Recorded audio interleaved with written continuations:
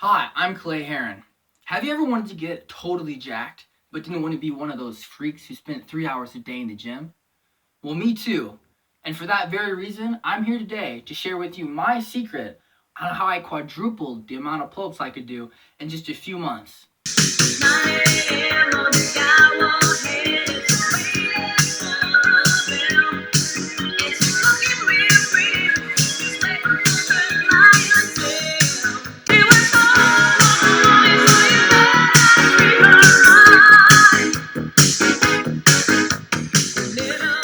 And the first step is to get oiled up. You want to make sure that you're properly lubricated.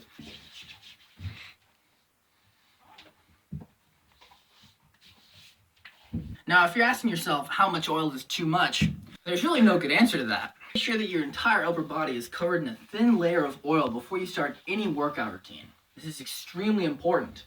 Now, when it comes to putting oil on your back, you may have to get a friend involved.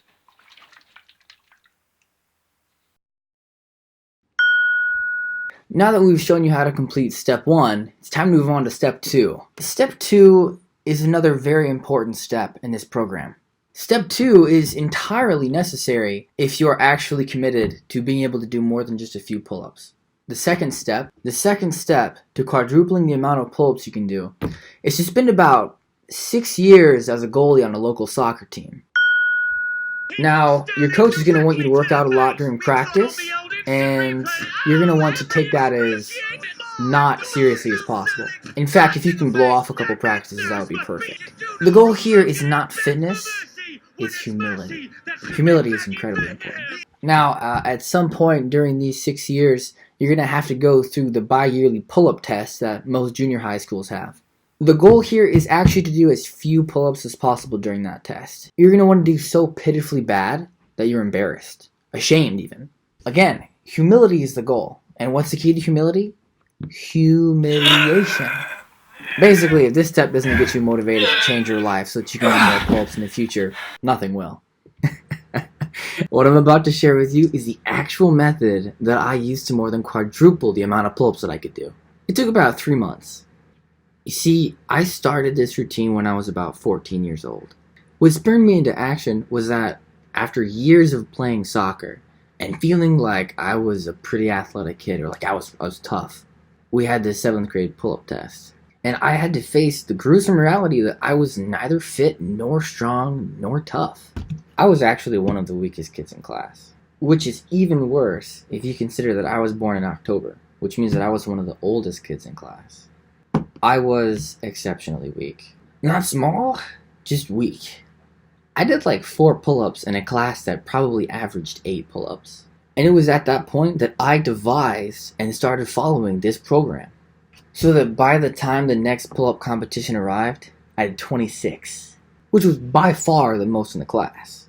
Something that made it especially cool and dramatic was that whenever someone really athletic went up to the pull-up bar, because we did the test one by one, everybody would get quiet and would just pay attention and watch them do pull-ups. They even counted with them. It was like a kind of homage to pay tribute to the athleticism that some kids had. Kids who could do 12 or 15 pull-ups were considered really tough or cool. When I went up to the pull-up bar, everyone just kept on talking because I was not an athletic kid. I don't know if they remembered how poorly I did the first time, but it sure felt that way. So they're talking, ignoring things. I walk up to the pull-up bar, nervous as heck, shaking a little bit.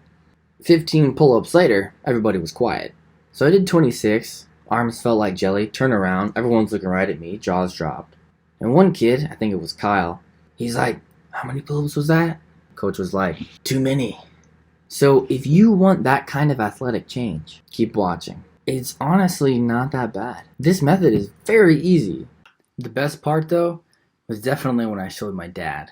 We'd never really been very athletic, my brother and I, but our dad had always told us these glory stories about when he was in high school or about when he was in Vietnam. He would tell us just crazy things that he did because he'd, been such a workout fanatic, or because he'd had so much experience and had just done insane things over the course of his life. So when I showed him how many pull-ups I could do, I really felt like I'd made it. So without further ado, my secret to way too many pull-ups. By now you're well on your way to getting totally ripped. Just a few more steps and we're done. The third step to being able to do way more pull-ups than everyone else is to actually ask your mom for a pull-up bar. You're going to need to be really specific when you tell her what to buy. Older folks don't really understand workout equipment, so if you're not very, very specific about what you want, you might end up with something completely different. You'll want to get a pull-up bar that looks something like this. What we actually have here is a drill-in bar that conveniently rotates as you grip it. This creates cracks in the door frame that are both rustic and authentic. The fourth step to getting totally ripped while walking through a doorway, after your mother has installed your pull-up bar, is to set a personal rule for yourself so that every time you walk through the doorway, you have to do a pull-up. Now, initially, you're probably going to have a high goal like 5 or 4. I myself had a personal goal of 5 and quickly realized that even 2 or 3 was too many. So try to stick with 1 as such.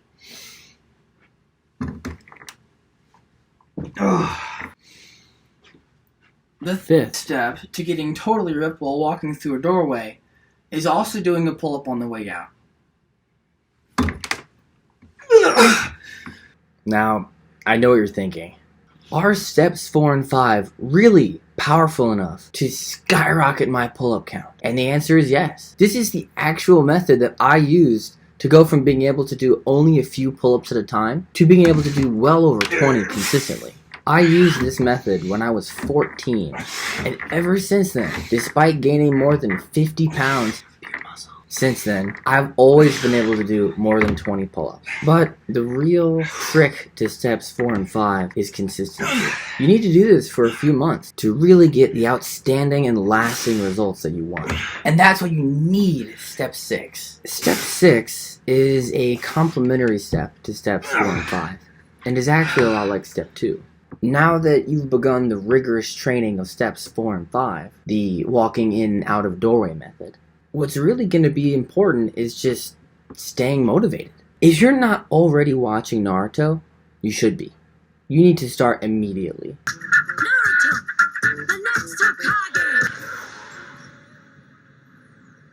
The ideal story arc to be in is the Chunin exams, which is one of the few story arcs that really hypes up physical fitness enough to keep you going for the grueling months that lie ahead. You may even want to consider getting a few posters. You may also find it helpful to pick a favorite character. I myself picked Rock Lee. He was originally not very fit, and so I related to him easily. But through intense training and hard work, he got to be incredibly good. Picking Rock Lee also made it convenient to move on from doing 1 pull-up each time I went to the doorway to eventually 5. Rock Lee kind of has a cool way to get powered up, and I tried to carry that over into real life. And that's it. You did it. If you can keep up this program for a couple months, you'll be doing bunches of pull-ups in no time. If you like this video and want to get even more ripped while doing just casual, normal, everyday things, hit the subscribe button. Now, if you're wondering and questioning and you're not really convinced, and maybe you're saying something like, but Clay, just being able to do a bunch of pull-ups doesn't mean you're fit and in shape, I'm going to have to say, it kind of does. I have never met someone who was out of shape and didn't look at least decent who could do anywhere near 20 pull-ups.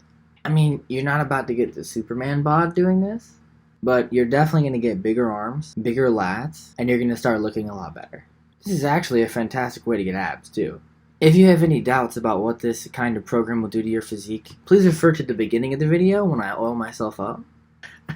And be sure to share this video with any of your friends who love fitness. But Clay, what if I'm fat? Well, if you're fat, just do the program. It'll get better.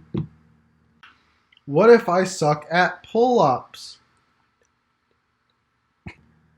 If you suck at pull-ups, like if you're really bad, like you can't even do one, then something you can do is just like, you get a chair and you kind of put it like near the pull-up bar, and so you do the pull-ups with the chair. You go pow, pow, pow, like that, Problem solved. What if I only have one arm? If you have one arm, this program is probably not for you.